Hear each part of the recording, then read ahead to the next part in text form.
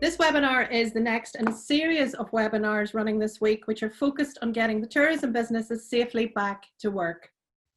The series of webinars supports the publication of the Department for the Economy and Tourism Northern Ireland, the Northern Ireland guidance entitled Working Safely During COVID-19 in the Visitor Economy Sector, which was published on the 23rd of June, just last week. A webinar on the general guidance was first aired on Friday, the 26th of June, and is available to view at your leisure on the Tourism NI website under the COVID-19 Business Support section. The webinar has covered all the important risk assessment processes this week. We've had sector-specific webinars, and this one today is the next in the series. It'll be followed this afternoon by specific webinars involving hospitality, accommodation, and we will also look at sector-specific areas around insurance, which is next Monday, and tomorrow will be small experience and activity providers. All the webinars have been designed and delivered by Tourism Northern Ireland under the Tourism Enterprise Development Programme, otherwise known as TED. So my name is Sharon Scott. I'm a Tourism NI mentor. I specialise in working with small businesses, particularly around the areas of clustering and experience development. So I've been involved with businesses who are facing the reopening at the coal face. So we've a great understanding of what many of you are going through at the minute. So I will facilitate today's session, and there will be a Q&A session at the end of the presentation. So today I'm joined by Rosalind Newlands. Ros is the past president of the World Federation of Tourist Guide Association. She's also a Scottish Blue Badge holder herself, and she's a lead international trainer for WFTGA. So she comes to the seminar today with a wealth of experience in guiding. So in the general guidance webinar, if for those of you who managed to catch it, Ros took us through the issues tourism guides face as they go back to work and in their reopening phases. And today we're going to explore and unpack some of those issues a little further. We have questions already supplied for you ahead. Some of you have kindly put questions in ahead of today's session, and you will also have an opportunity to put questions in through the presentations using the chat function, which is at the bottom of your screen in your Zoom settings. Please do this. We've well over 100 people with us today on this webinar, and we'll have as we go through the session. So we will try and collate and get through as many of your questions as possible. The questions that will be recorded and collated by Tourism Northern Ireland and will be able to view. And if we can't get back to you on your specific question, that can be followed up with. I will also take you through some of the additional business support available as you go through reopening at the end of the session. So thank you, Ros, for joining us today, and I'm going to pass over to you and for your presentation. Thank you, Sharon. Thank you very much, and good morning, everyone. It's a great pleasure to be here with you today to talk to colleagues about how we are all going to get back into work as soon as we can as a result of this event that has affected us all so much. So we're going to start by going through a PowerPoint which will show you how we will be able to help tourist guides to get ready for recovery and to get ready to be working again. And now this session is going to cover 4 main headings, and I'm going to go through each of them in a bit more detail as we go through. The first one is the challenges that tourist guides are experiencing as a result of COVID-19 and the restrictions that it's going to cause us. Opportunities for us, because we want to look at the positive side and to try to think about the things that we can do that might make a difference for our own businesses.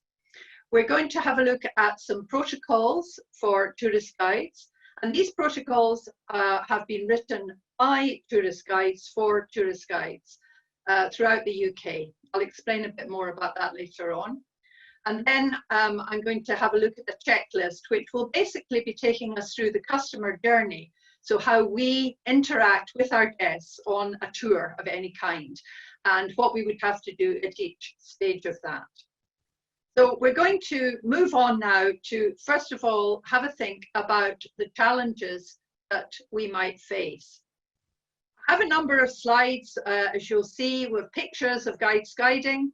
I couldn't find too many, so there was a lot of social distancing involved, but so, you know, the slides themselves are not necessarily how we're going to look in the future. But there are a number of challenges that we face.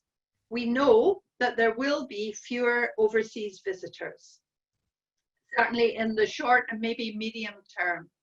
Although I have heard very recently that our German coach visitors are desperate to get back to the UK. So maybe they'll come sooner than anybody else. We'll just have to wait and see. There'll be less group tours, large group tours. We know that there'll be less cruise ship calls. I was at a seminar a couple of months ago with one of the ShoreX companies, the companies that deal with the shore excursions, and they said then that they didn't expect any cruise ship calls in Northern Europe this year. However, I do know that Viking, for example, have started polling their guests to find out if they'd be interested in round Britain cruises in the autumn. So who knows, that might change. We know that social distancing will affect the number of visitors that can be accommodated on coach, site and walking tours. There are going to be extra protocols for coach tours, and coach companies are developing ways of spacing their guests. For example, Trafalgar, I know one of the big tour operators throughout the world, are actually removing seats from the coaches as we speak, so that it will be impossible for you to get too many people on a coach. But other ones are doing different things, and I'm going to show you one example in a minute. There will also be extra protocols for visitor attractions that will affect things like the group size, the number of people that can be there at any one time. There are certainly going to be time tickets, pre-booking required, and we don't know what the visitor attractions are going to say with regard to guided tours. Next week in London, some of the main attractions are opening up, like the Royal Palaces, the Tower, and so on. And they have already told the Blue Badge guides in London that, unlike the normal situation, they will not be allowed to guide inside these attractions. So again, there's going to be differences for all of us. And it's quite a difficult thing for guides sometimes, but we're just going to have to do what we're told. We're used to trying to work out for ourselves what we want to do with our tours, but we are going to have to follow the protocols that our partners are going to set up, and obviously encourage our guests, well, more than encourage our guests to follow them as well. We know it from past research that guests will follow whatever the guide does, so we have to show a good example at all times. So if we could move on now to the next slide, which really basically is showing a video about what one of the coach companies are planning to do, or the coach manufacturers.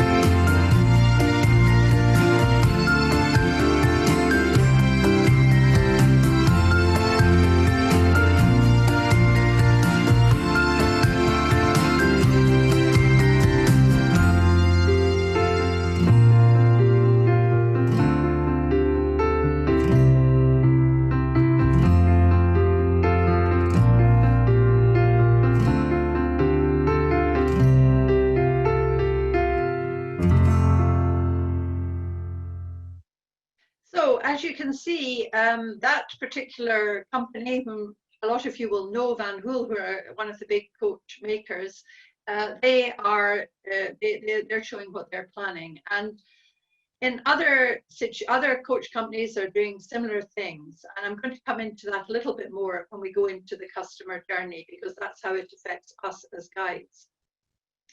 Some of the other challenges we have to think about: there will be increased hygiene required and protection for guides and visitors.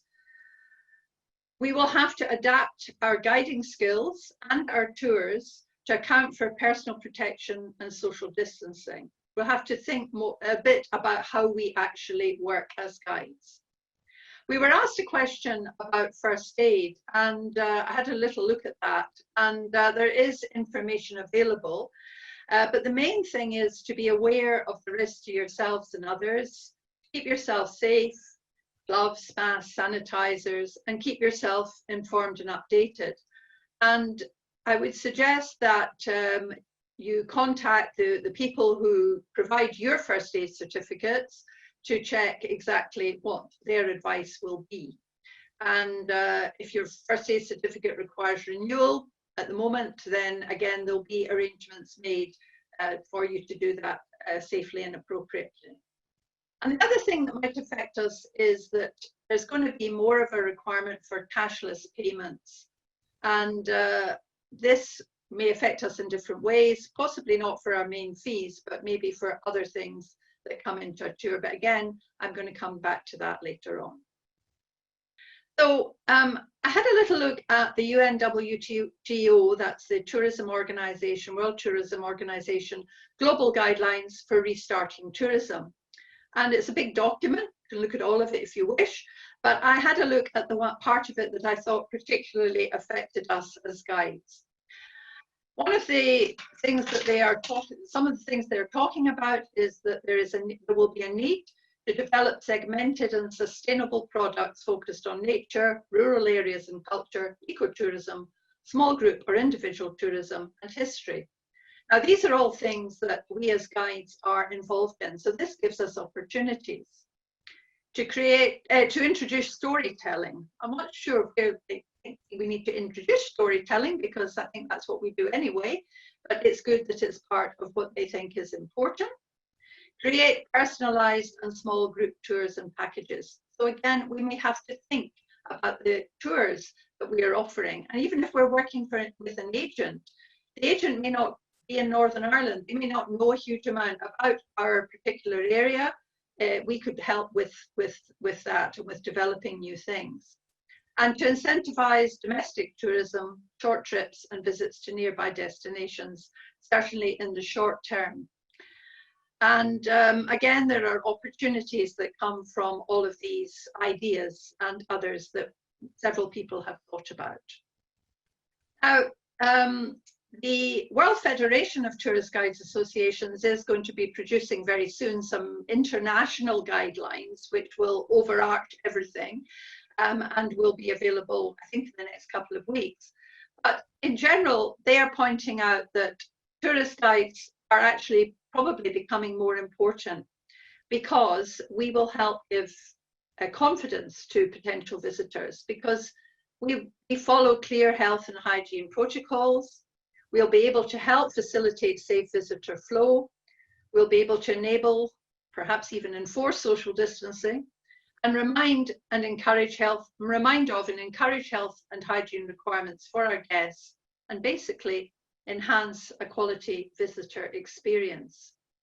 So to have a professional tourist guide will perhaps give some visitors more confidence when they're coming to visit Northern Ireland and other destinations as well. So what are the opportunities that this gives us? Well, first of all, as I said, the reassurance that we can give to our guests if we make our protocols and our plans very clear and publicize them. Now, virtual tours is something quite interesting, because a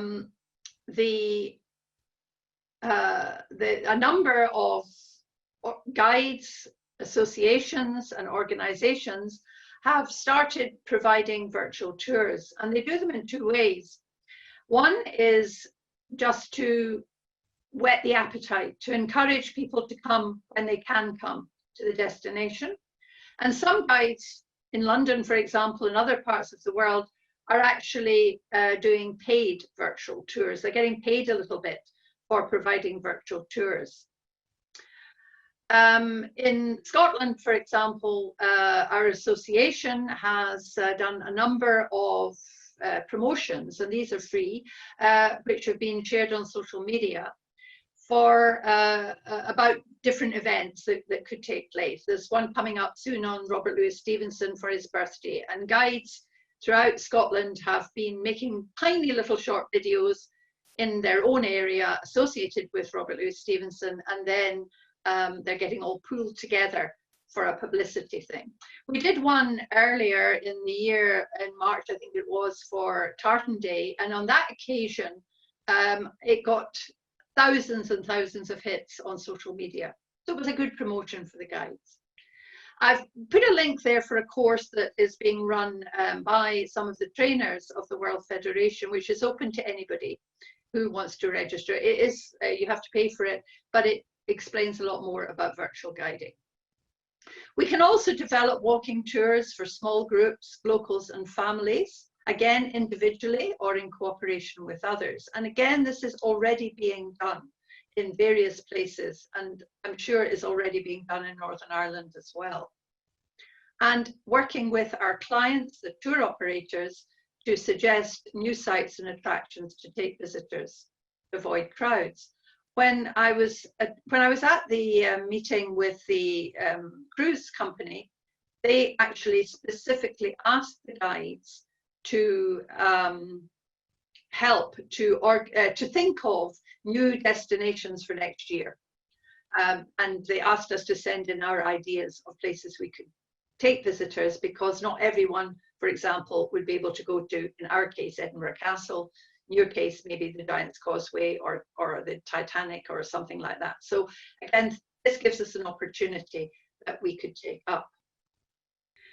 And there are a number of things that can perhaps help us a little bit. There's things like remote audio devices. Now, many of us are already very familiar with what we call whisper systems, whereby the guide has a little box and the guests have a little box, and the guide talks into a microphone and the guests hear it through an earpiece, and it's quite quiet. You just whisper into it, you talk into a normal voice. Usually these have been provided by the tour operator. A lot of the cruise companies use them now, and they've been using them for a number of years, and a number of us are very familiar with them. It is possible to buy or hire them yourself if you feel that you have the need and the demand for them, but they are quite expensive. And you can look them up quite easily on the internet, but you're talking about, well, it was in euros when I looked at it, but 1,000 to 1,500 euros to actually buy them. Obviously less just to hire them. But there are other new solutions coming out, and there are now apps being developed for mobile phones, whereby the guide has an app on their phone, which they can then use as a small microphone. They can talk into it, and the guests download the receiver app on their phones, and they can hear it through earphones. There's a cost for that as well, but it is reasonably cheap. I was at a course that you can see linked to there a couple of weeks ago, and it's usually about €1 or €2, again it was in euros, per guest. So again, it's something that is more affordable. Some of them work through Bluetooth, some through the internet, some through Wi-Fi, and if it's Wi-Fi, you have to also have a mobile router. But again, there are a number of challenges that you have to think about if you're thinking about these apps. There's a lot more information through that link, and if you're a member of an association which is a member of either FEG, the Federation of European Guides, or the World Federation, then you can get free access to the webinar that I was on about 3 weeks ago. If you're not, then the people that are organizing it, who are actually in Austria, are prepared to organize seminars for other groups of guides anywhere in the world, if you're interested. We could move on, please, to the next slide, just to go into this a little more detail. So the sort of things that we have to think about with these apps are how easy are they to handle and to work with, how easy is the connection and reconnection for the guides and the guests. Have to be aware that the guests may not all be totally familiar with how to do that, depends on all sorts of things, including age group and things like that. We have to find out if how they would work in enclosed areas. There can be a short delay between the guide speaking and the person hearing it, and that needs to be as short as possible, otherwise it doesn't make sense. It has to be suitable for all kinds of phones, whether it's a smartphone or an Android phone. The app size and the amount of space it takes up on your phone is also important. And whether there's an external microphone and headphones available. And they have to focus on the audio functions, because there are apps that people can get for their phones that basically you don't need a guide at all. They wander around with this and it gives them all the information. That's not the kind that we're thinking of, that we would want ourselves. So again, it's something to think about, and there's plenty of information on it. Either through that site I gave you, or also just by Googling, you'll find a lot of information as well. We move on, please. We also have to think, even if we are using the audio guides, that the same guiding skills are needed, and we need to still stop and gather our groups, allowing for social distancing. So you can't just let them wander off all over the place, so they won't even know what you're talking about.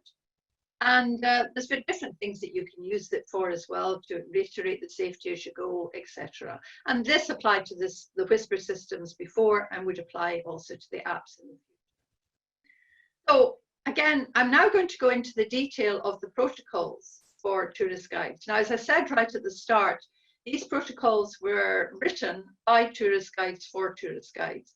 Some of you may have even seen them already, because the Institute for Tourist Guiding in London has already issued the protocols. And the Scottish Tourist Guides Association has already issued them as well. And they are the same. There's no point having changing the wording for different parts of the UK. The reason I've got a badge up there for Portugal is because they also have their own. And I put it there because they are promoting it like crazy on Facebook. If you find them on Facebook and other social media, you'll find the guides talking about this all the time, encouraging people to come back to Portugal because they have their safety in the front of their minds. So these protocols will follow clear health and hygiene regulations. They will help with visitor flow, they'll enable social distancing, and they will continuously remind us of how we can help improve the visitor experience. Moving on, please. You will now see the Good to Go logo on the screen, and this is a scheme that has been developed throughout the UK for people in the tourism industry to sign up to, tourism and hospitality industry to sign up to.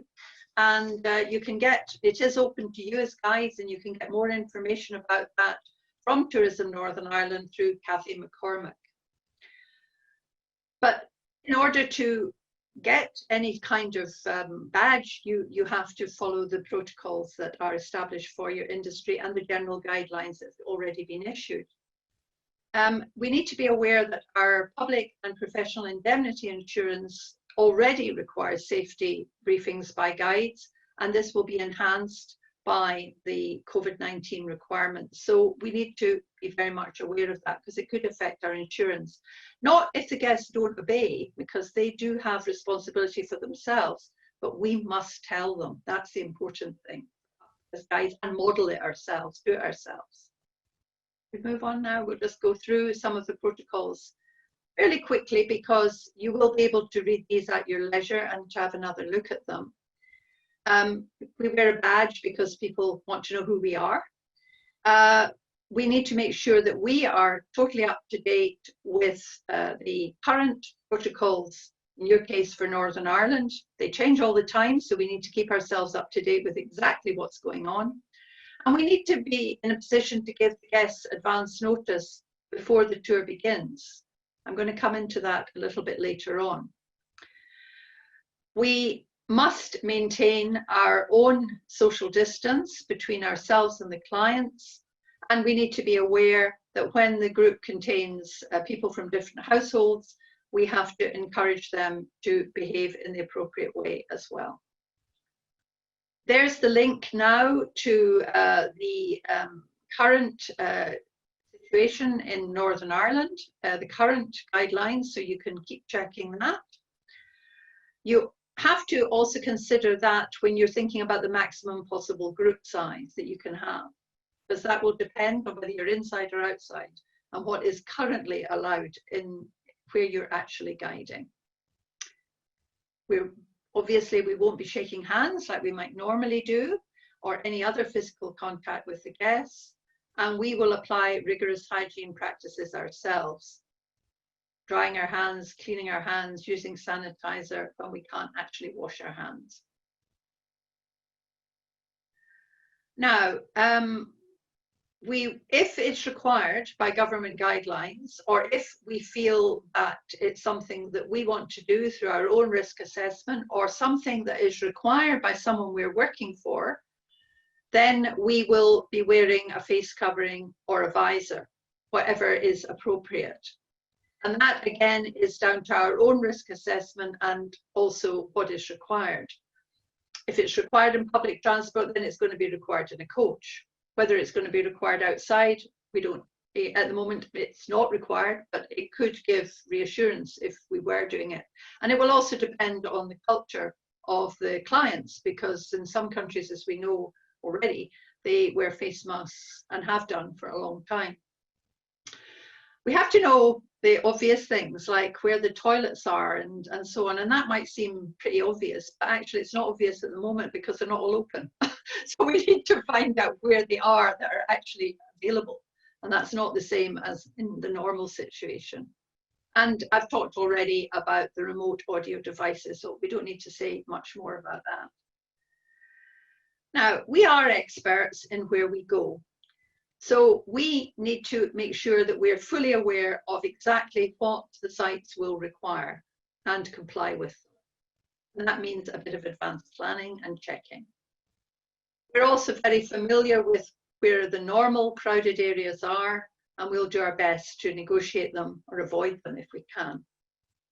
And we will liaise with our other partners, vehicle partners, this could coach companies, private car hire companies, etc., to make sure that they are aware and that they are doing what is required. Now, there was a question asked in Scotland last week, actually, about coaches coming from overseas and what if they don't obey our guidelines. Well, you know, this is something that we have to perhaps check with the agent and make sure that everybody understands exactly what is required.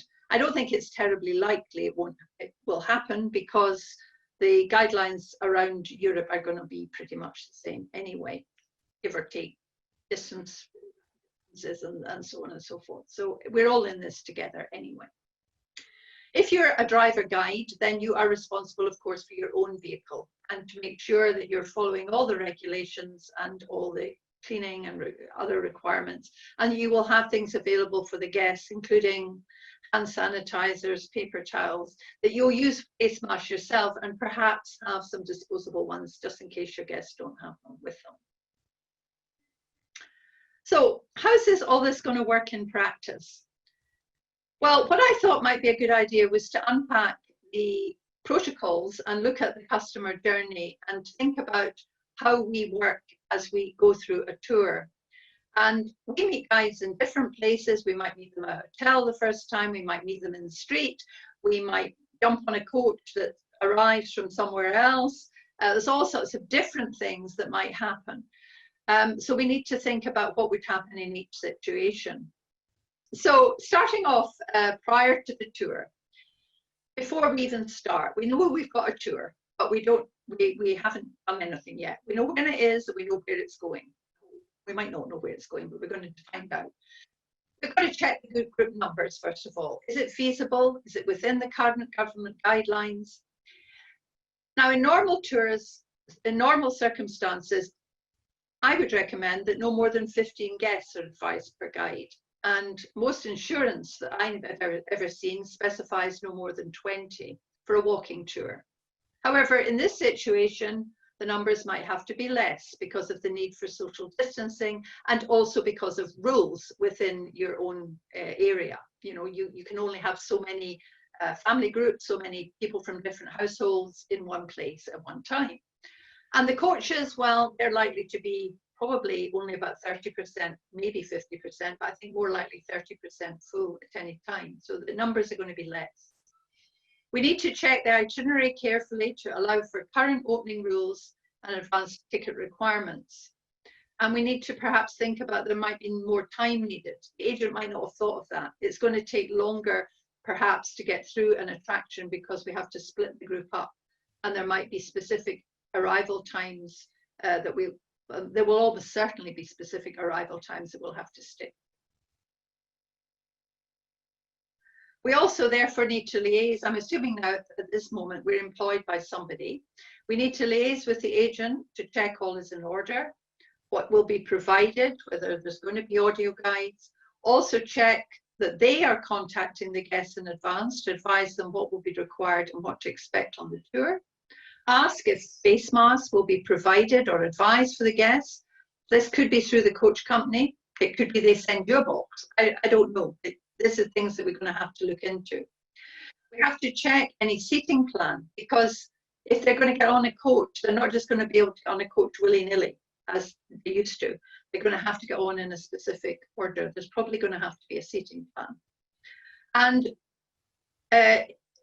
you will need to get a list of names. If you're getting a direct booking, you would have their names anyway, but you need to have everybody on the list, not just the lead person. You need to have a complete list of names. And if it's a direct booking, then you might have to contact the guests in advance, or you should contact the guests in advance to inform them what will be required and what to expect on the tour. In fact, it might be a good idea to try to do that anyway, but it might not always be possible because we don't always get the guest details in advance. But the agents certainly should have their personal phone numbers, SMS details, etc. Still prior to the tour, it's a lot of work before we can even start. We need to make arrangements for contactless payments where possible. This is normally not an issue. Most of us get paid through bank transfer, etc. But it might be that normally you take money by cash, in which case you might have to think about other ways of receiving money, for example, credit card facilities, mobile credit card facilities, which you can get and are quite easy to operate and not necessarily expensive. Again, we have to check with all our tourism partners, everyone we're going to see during the tour, not just the coach company, but also all the attractions, the sites, the hotels, restaurants. If you're going to take them for lunch or coffee break, anything at all, then you've got to check everywhere. Everywhere will have sanitizers at the entrances and exits, and guests will have to use those, and we will too, of course. Again, the toilets, hand washing, hand sanitizing in every place that you might be going, and get yourself ready. We've heard a lot about PPE in the last few weeks and months, and we'd probably never heard of it before, but now we all know about it. If you're employed by someone, then if you're an employee, then normally that would be provided by your employer, but most guides are self-employed, so you're going to have to provide your own face coverings, microphone covers, the little things that you put on the microphone. I would say they're absolutely essential. They cost about £2 for 10 from Amazon, so they're not expensive. Get some and take them with you. If you feel a portable microphone is appropriate, get that as well. And if you're doing a walking tour, you should certainly have sanitizer for your guests, you know, to spray for everybody, because there's nothing until you get somewhere. So when you get there, meet and greet. You need to arrive early enough to check on everything with everybody. Check how the coach will be loaded. The chances are it will be loaded to the back first. Maybe from the back door, maybe from the front door, but to the back first rather than the front first. That's what I'm being told by the coach company. Our own hygiene has to come in, washing our hands, wearing a face covering if it's required, not shaking hands, and maintaining social distance. Again, this is the same as I've told you before, but it's in a checklist form that you might want to have with you on your phone or somewhere so that you can make sure, have I done everything? So again, assisting with the coach loading in a prescribed order. It may be that the household groups cannot sit together because of the number of people on the coach. This was brought up to me by a tour manager the other day. She had been told by her coach company that they wouldn't necessarily be able to all sit together, because if you get a group of, say, 6 people all together, then that affects the social distancing on the whole coach. You just need to be aware of that. The disposable masks I've mentioned already, and advise guests of enhanced safety and hygiene protocols during the tour and any venues you'll visit. So normally we do a safety briefing at the start of a tour. Again, you would do this including all the new protocols as well. Normally we say stand and face your group when you're talking to them stationary. In this situation, you might not want to do that because you might be quite close to the people near the front, although the chances are they may not load the front 2 seats. It depends on what the coach company say. And obviously keep your guests reassured that you're going to look after them, as you always do anyway.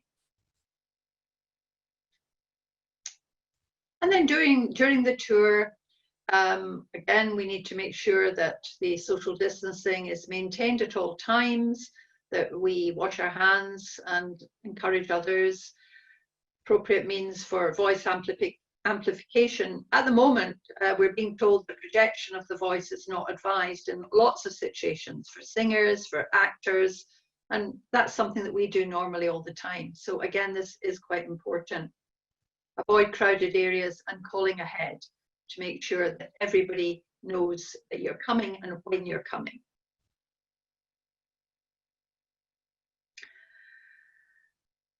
Every time you get somewhere, you repeat all the requirements before they get out of the vehicle or before you walk into the place if you're on foot, to make sure that everybody knows exactly what's happening. And any disembarkation of a coach, again, would have to be done in the order agreed. It'll probably be the opposite way around, front first. We're trying to avoid people facing each other. That's why you're doing it this way. Reload it again, the same as before. And at the end of the tour, well, we thank our guests for their support and cooperation. Disembark. Now, this is a little thorny issue, but I've been asked about it as well, and it's quite understandable. We normally, a lot of us, get cash tips. Well, the guests might not want to handle cash anymore. If they do want to give a cash tip, we would strongly advise that you have something for them to put it in. The old-fashioned hat used to be the way that it was done, and now maybe some sort of pot at the front that people can put things in. And obviously it's going to have to be either sanitized or left alone for your own safety for a bit as well. Or you might want to discuss with the tour operators as to whether gratuities could be included in some way for guides and drivers. They are by some companies anyway. And then debrief the tour afterwards with your employer, whoever that might be, because it's new for all of us, and they'll need to know exactly what went well, what maybe didn't go well, any ideas that you might have for the future. So I've now got a little video which comes from Indonesia. I thought it would be quite entertaining to watch for you all. Obviously it fits in with their culture and the way they behave, but the guides there have made this themselves. The association have made this themselves, and it's on social media. You could find it if you look for it on Facebook and other places in social media. And it's a publicity thing as well, but it kind of summarizes what we all have to do. Don't worry, there's no Indonesian words, although there are subtitles, but it's self-explanatory.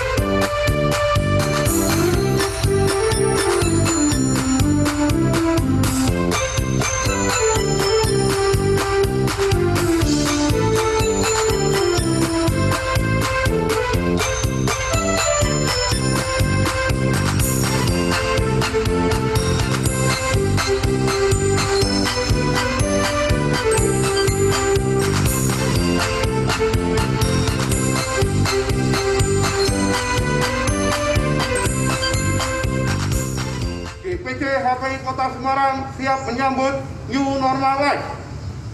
Ayo wisata ke Kota Semarang. Semarang hebat, HPI Jaya. So I hope you enjoyed that little video.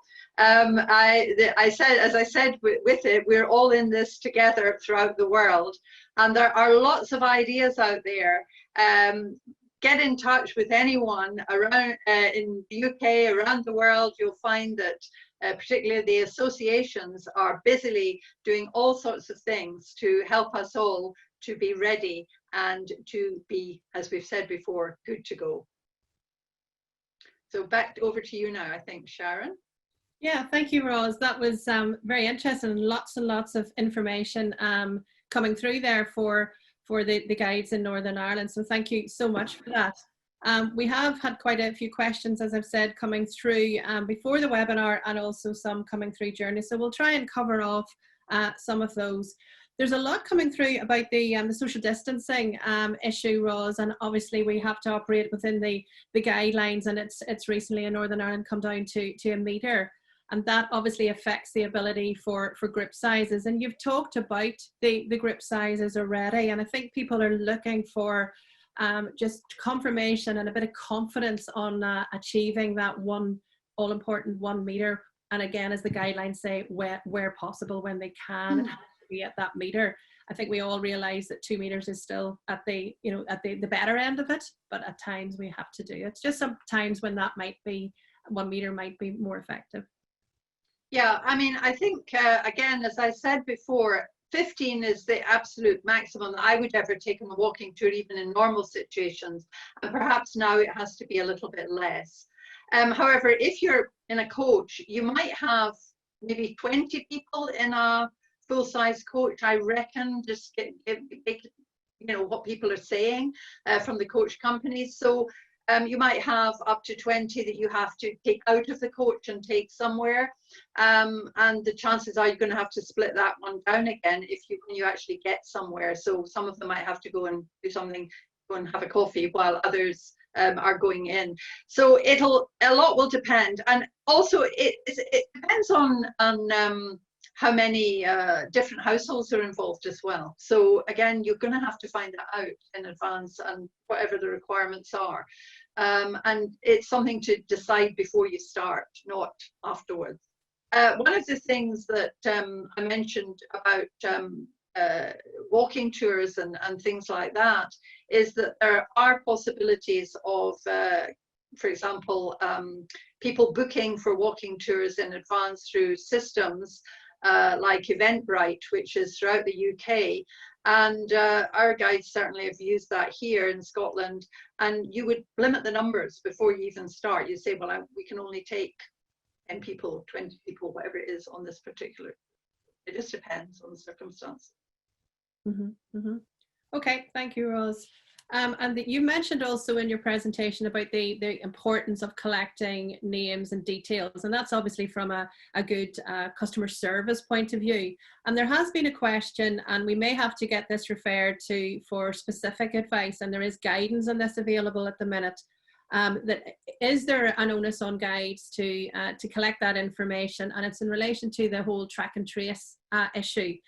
Are they advised is it recommended they pass that on? Is that in the legislation? Can you give me some guidance on that, or where they could find out that information? Yeah, well, you're going to find out the information from your own guidelines for Northern Ireland at the link that I gave you. But I would certainly say that if we think about it from a practical point of view, this hasn't ever happened before, but if somebody tests positive and you are then contacted as the guide, they're going to ask you, who have you been in contact with? And therefore it would be useful, well, more than useful, to actually have the contact details, or be able to tell the authorities where they can get the contact details from, which might just be the agent.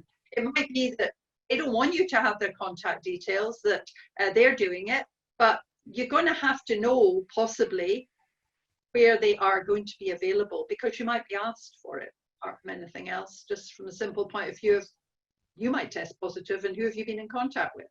Yeah, and there was a follow-on question about the whole GDPR issue, and that's covered under the legislation and the guidance around test and trace. So certainly check that. Keep an eye on that. As we keep saying through all the webinars this week, we know those guidelines are changing all the time. So it's important that we do keep up to date. So thank you for that one. There's another question here. Are there any risk assessment templates? We've been asked this question at every webinar, specific to tour guiding, or is it? Well, there's no actual, I haven't seen any risk assessment templates as such. What I would say is that it's quite easy to do one using the protocols that we have, or the checklist that we have to work through. But I haven't actually seen any specific templates yet. Okay. For guides, but perhaps somebody might like to develop something. Yeah, at the risk assessment seminar, and please do have a look at that. It's on the Tourism NI website. Gary McFarlane gave quite a detailed overview on that, and it's certainly his advice was to take one of the recognised guidance templates, which there's one from the HSE, the Health and Safety Executive, and take that and apply it to your business. I think with the best will in the world, there's not going to be a template to suit every individual business, and the onus and the importance of the risk assessment is it must be unique to your business. So he sort of walked people through, and he had a nice checklist again of the key areas of concern. So I would actually refer everybody to have a look at the risk assessment webinar and some of the information and additional assistance that he gave. Another thing that he did supply, and there's been a lot of questions specifically around the cleansing, and you've covered it very well, Rose. We all got very much enlightened the other day by the different types of cleansing fluids, what's applicable, how the virus is killed. It actually gave a lot of us some reassurance on that. And he had specific advice on the type of cleansing materials to use and when. So again, check that out if cleansing and the sanitization issue is important and you want further information on that. Okay, there's a couple of questions, and this is where it gets complicated. The questions come through with someone who has a minibus coming up from the Republic of Ireland. They can carry 8 people until they're asking, is that applicable in Northern Ireland with the same number on board? Well, it will be applicable according to the rules in Northern Ireland. And if they are different, I would think, from the Republic, if they are, then they would have to comply with the rules in the destination they're actually in. I mean, you know, it doesn't matter where it's coming from. I mean, we get German coaches coming over all the time, for example, and they will have to comply with whatever is happening in the UK, whichever part of it they're in, according, you know, to what's required. Yeah, and this has been raised in a lot of the webinars to date with vehicles and things, and it really depends on the capacity for your vehicle and the ability to keep the meter, you know, the distance within that, and your risk assessment first and foremost. So we don't have any specific details on the size of that minibus, what's the total capacity. So you really need to check that out, and there's additional help and guidance of how you do that. And it was covered again in the risk assessment process, which was delivered on Tuesday. Okay, what else have we got here coming through? A lot of, again, questions, collating some questions around the whole masks versus visors issue. And the whole, you know, nobody wants to, and we've heard this a few times over the last few days, we're into hospitality, not hospitals. And you've covered that very well of when you do it, and it's back to your risk assessment. The difference between a visor and a mask, and how a tour guide works with that. You know, have you had any experience of using the different ones, and how comfortable is that? I've not had any experience because, like most people, I've not done any guiding for the last 6 months, 4 months or whatever it's been, so I don't know. Obviously, a face covering, a mask type covering, means that they can't read, for example, if you've got people who are hard of hearing, and they won't see your lovely smile, things like that. And the visor obviously allows you to be seen and for them to see you properly. As far as how safe they are from the point of view of protection, I think that's again down to the experts in the field. But again, it's your own risk assessment and what you feel is appropriate according to what is required wherever you might be.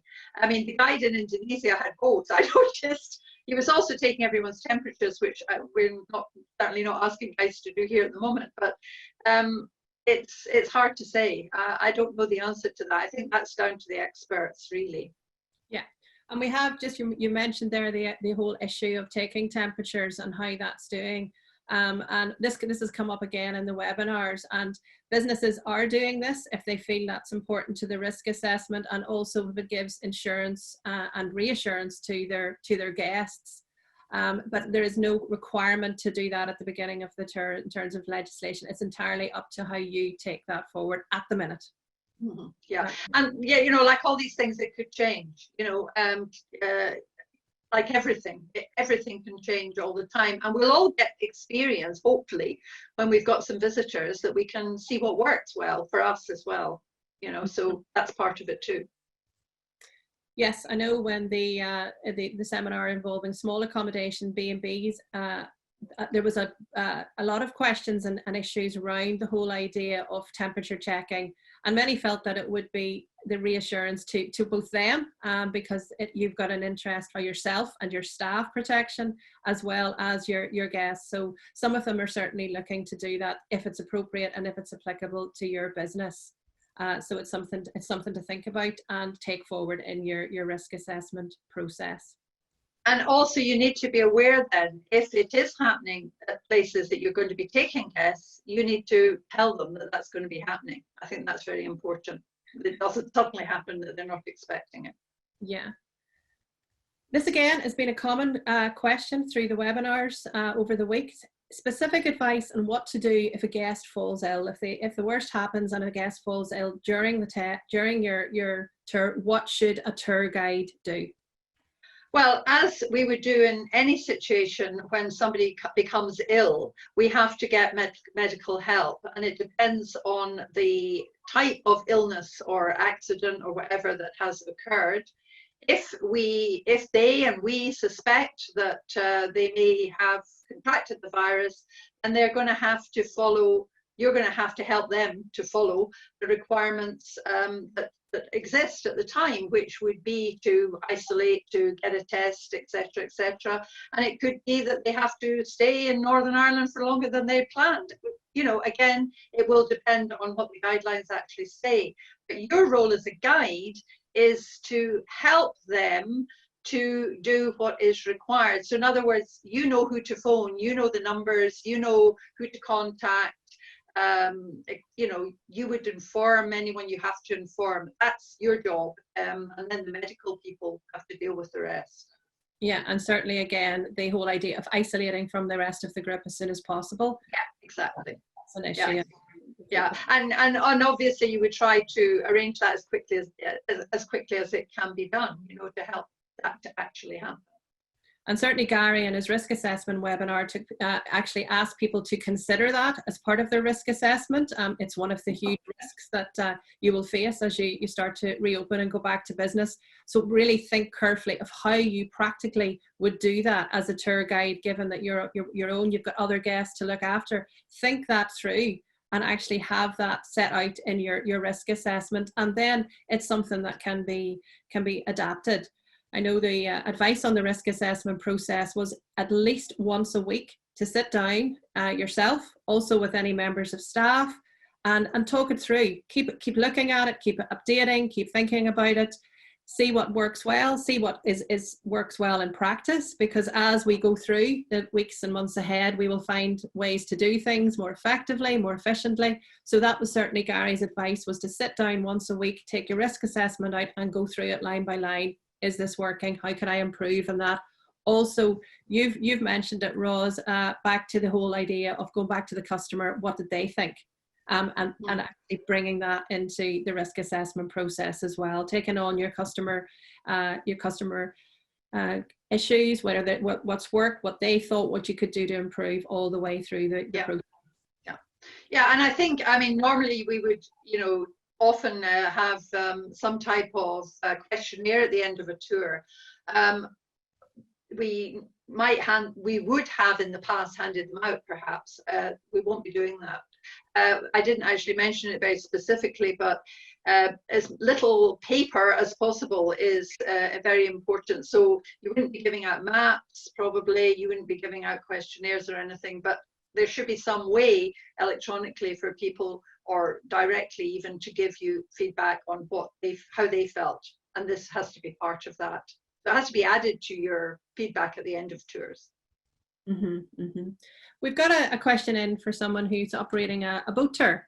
So they're taking people out on a boat with guests. They've outside deck, and they're suggesting that they will wear a visor and guests will wear face masks while when they're on the boat. That's really what's come through in their risk assessment and how they're handling it.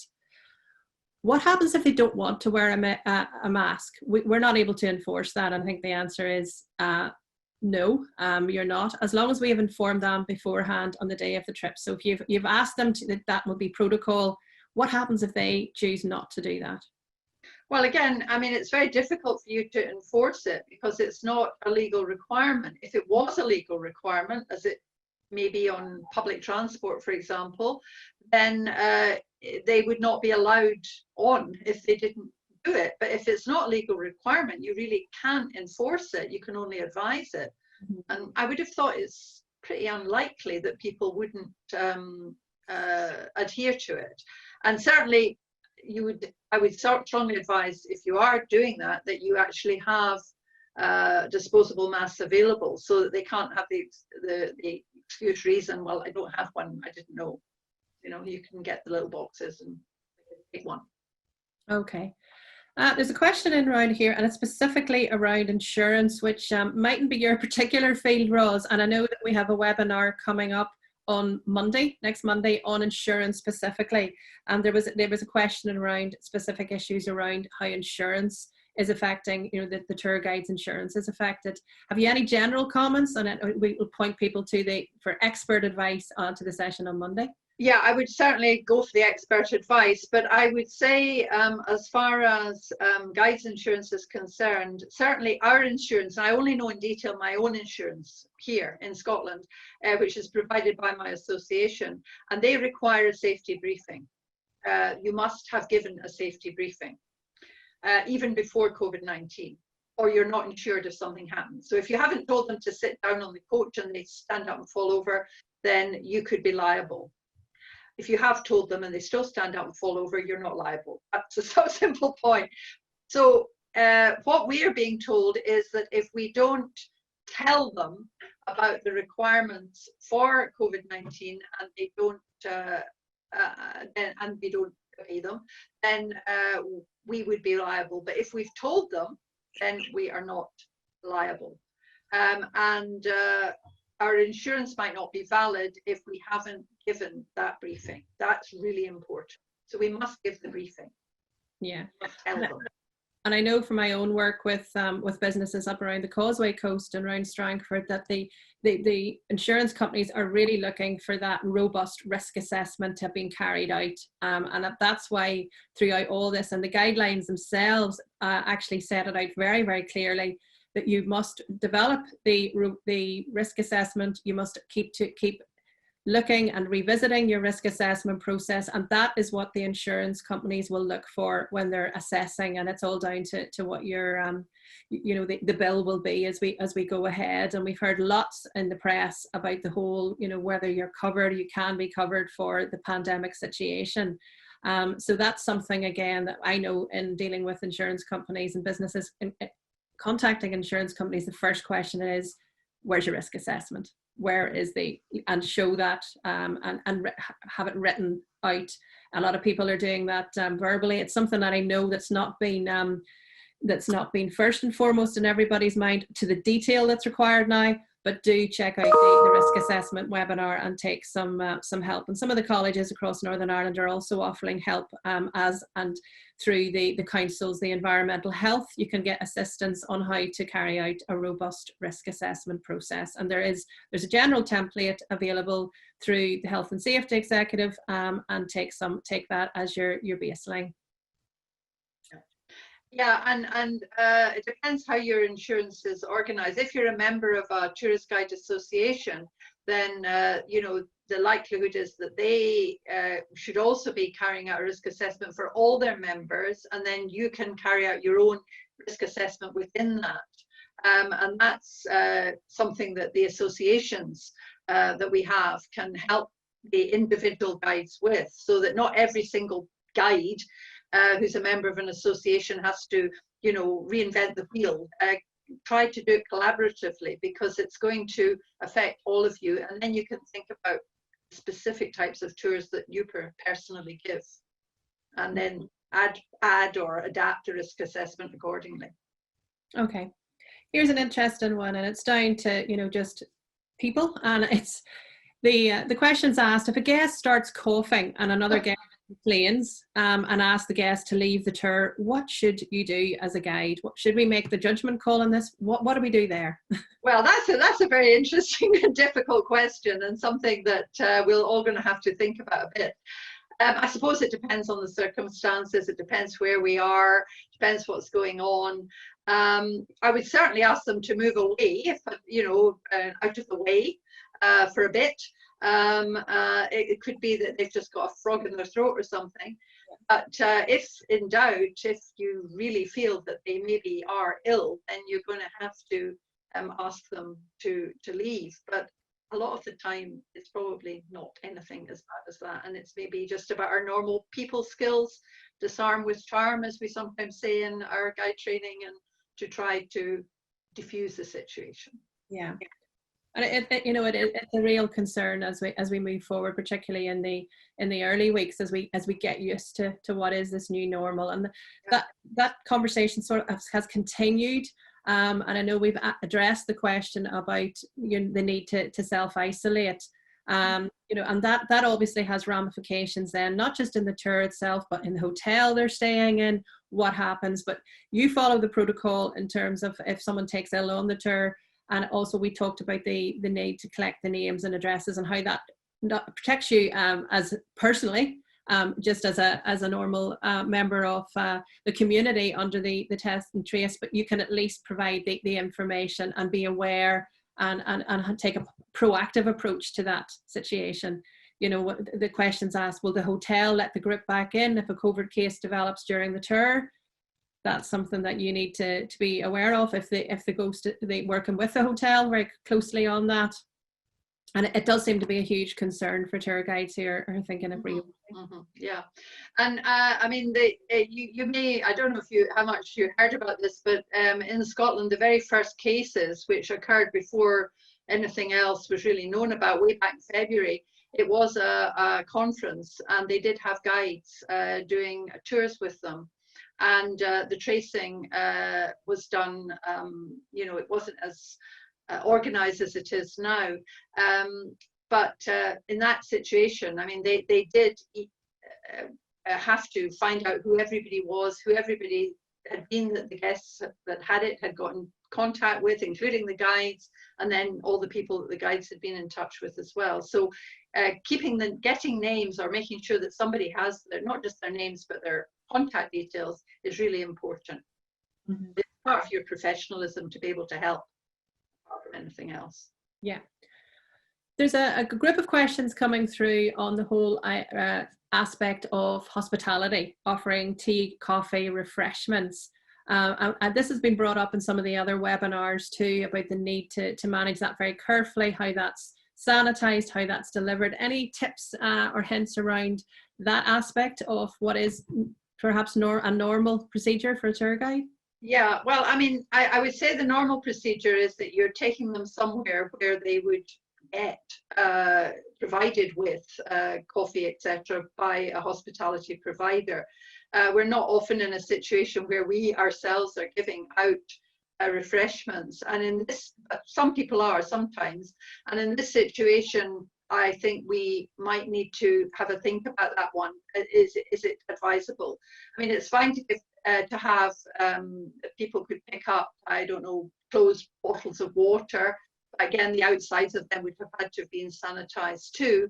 But I would be very reluctant to be handing out teas and coffees and things like that directly to guests. I think it'd be far better to make arrangements with a hospitality provider, even if it's a takeaway, that they already have their own risk assessments and their own procedures, and your guests are going to follow them the same as anybody else who might be going there.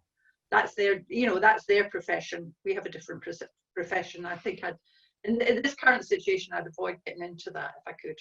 Yeah. And I think that would be applicable to the like of food tour guides who are obviously looking at sampling and working very, very closely with the hospitality, the venue itself, who will have already thought of this. This came up in a number of webinars, B&Bs who normally offer tea and coffee on arrival. It's part of our welcome. It's part of our raison d'etre. And also we'll cover it in some detail at the session specifically around hospitality this afternoon. If you are working closely with a number of hospitality venues as part of your tour, especially if you're a food tour, you may want to check out that seminar, which will be held later on this afternoon with Colin Neal from Hospitality Ulster, when they'll look specifically at that issue, just so you have an overview and understanding how the venues work. Very interested in how you actually then enter a hospitality venue, because that's a key pinch point, the door, how they sanitize, and then how they would serve you food, and you would work that through with them, and that's certainly something that you as guides need to be aware of. Yeah. Okay, just check for any last minute questions. You've come, yeah, there's been again another one around the maximum suggested number of guests, which I think you've covered for the walk-in tour. You know, you've said keep within the current guidelines of 15 to 20, perhaps less in specific circumstances. Yeah, definitely. Okay, look, I think we've covered everything that has come through in the questions. I hope we've been able to get through your main points and issues of concerns. We are collating these questions as we go and can redirect to specific legal advice. We'll certainly check up around the issue of, for example, GDPR with legal, and how you're connected there in relation to the current guidelines. Do continue to check out the websites within Tourism NI for updates, and we'll just finish the session here by showing you some of the additional support that's ongoing at the minute. Michelle, if I can have that slide, please. There's a number of support areas that you can contact in the weeks and months ahead. The main one, and the one for immediate response, is the Tourism Northern Ireland. It's the COVID Business Support Helpline, and the number is on the screen, and it's available through the Tourism NI COVID-19 Support Web Hub. If you need that, the lines are open Monday to Friday, 10 to 5. What will happen is, if you ring with a question, you'll be met by the person who takes the call. If they can't answer it themselves, if it's something that is actually requiring specific information, because it's important that we give you the right expert information, they will take that to the required expert and will get back to you within a 24-hour period.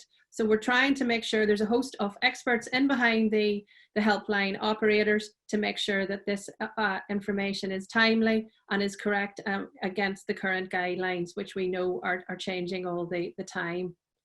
We've highlighted throughout the presentation here the sector-specific support webinars. There's 7 or 8 of those. There's more being added as the needs have developed. These include best practice, hints and tips. There's a chance to offer questions to the experts. These have been very, very well supported, well attended. You know, there's been lots of people, so we try as best we can to channel the questions through and collate as much and get as much information through to you on the key issues. But if you have any additional questions or something pops up in the next few weeks, do use the business support helpline that we have talked about. We've mentioned specific legal, insurance, health and safety. Health and safety expert webinar took place on Tuesday past and is available on to watch at your leisure. There's also one coming up on Monday under the whole insurance issue, if that's something you want to look and drill down specifically into the insurance. And I, for one, am particularly interested in that one as we move forward. So all remains for me is to thank Ros for her very useful presentation. Pleasure. Thank you for giving us your time today. And thank you to all the guides across Northern Ireland who've been with us over the last hour or so.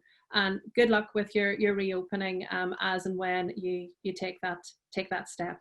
Thank you very much. Thank you.